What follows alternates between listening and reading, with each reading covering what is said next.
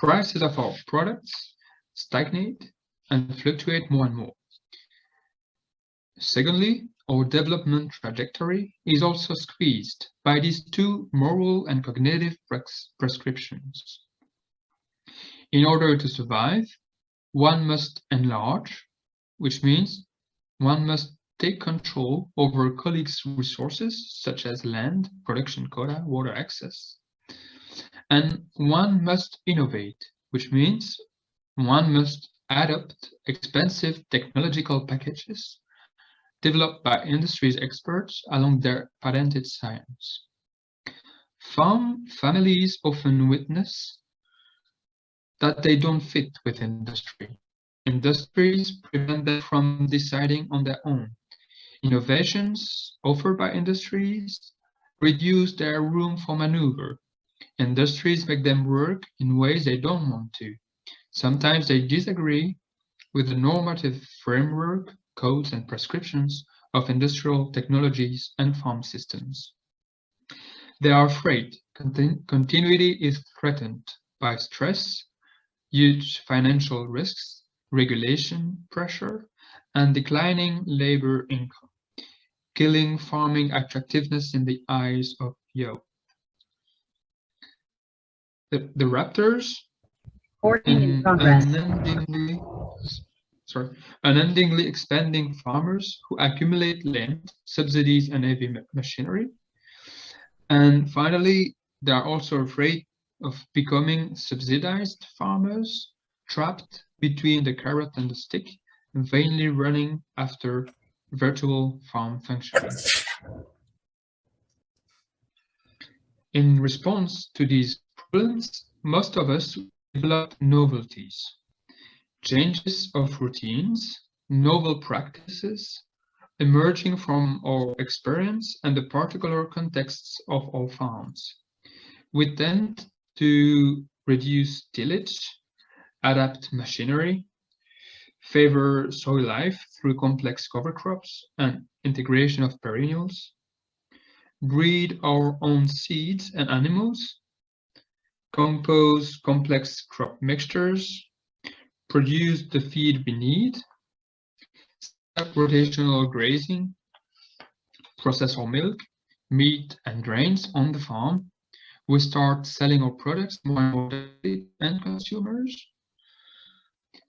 Novelties are social practices that are new in their own context. Novelties are new because they are part of meaningful projects of social actors. A project is a narrative actively constructed by a social actor in order to position his or her role, resources, future, and relationship with others, including the family, the village, the eaters. It also contains his or her desires, expectations, wishes, and dreams. Farm project contains a vision of the farm in the past, today, and tomorrow, so that novelties make sense through farmers' own visions of better future. It may bring about co-production and continuity, finding pieces of answers in living nature and in historical cultural repertoire, both disconnections and new connections within and outside the farm. Farmers actively create room, protected and distanced space that can be a nest for trial and experimentation on the farm through diverse sorts of strategies.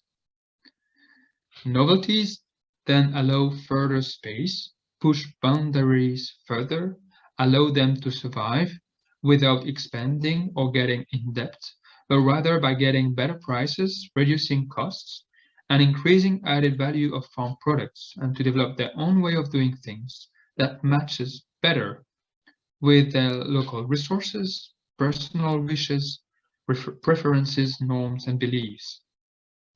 We can call it the heterogeneity of practice.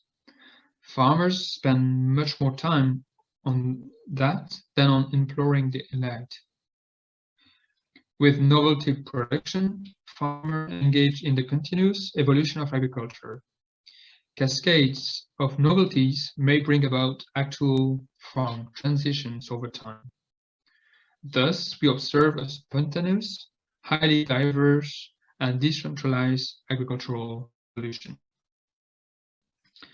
Novelties are combined in different manners in different farms, which are all unique. Novelties all imply other realities, new relationships, networks, partnerships, but also new truth, techniques, sensitivities, creativeness, knowledge, and criteria. The scope of relevance of farm family evolves as we have to learn to listen to our soil, crop, animals, and end consumers again. Changing one's routines is never a quiet journey. We all try new things and sometimes fail. With a group of colleagues, we regularly organize potluck dinners to listen to each other, to discuss about our problems, ideas, solutions, and trials. These dinners are opportunities to brainstorm, to share sources of information, experience, to build friendship and trust, and to avoid isolation of alternative farmers. Progressive and supportive researchers also join in and take active part in the discussions. Still, we want this network to remain informal and flexible as independence, diversity, and novelty production are entangled. It is really important for us to continue to make technical and economical improvements, but in the direction we want. These informal discussions also give opportunities to conventional colleagues to find answers and support in their transition toward more viable and sustainable farming. However, I would like to stress that experimenting also means substantive additional risk-taking and extra management. At their own level, these peasant families make use of their freedom to start to build the society they want through the multiple family project. These alternative projects seek to create diverse new realities and relationships. Farm families decide and commit themselves in their own projects, which are rethought and readjusted through family discussions. They really differ from modernization projects that was designed and decided by policymakers, and that was hardly adjusted, only through centralized and heavily institutionalized procedures. While agricultural modernization, its science, agro-industries, cattle competitions, and subsidy programs bring desirable future anymore, even no future at all. Farm families creatively respond to interstices, regime failures, with a multitude of novelties, new projects, relationships, and bridges with all spaces, including by creating new commons, such as nested markets and spaces where they share experience. To institutional lock-in, deadly constraints, and powerless rule makers, they answer with heterogeneous and multiple logics. Peasantries are multitude. They master the art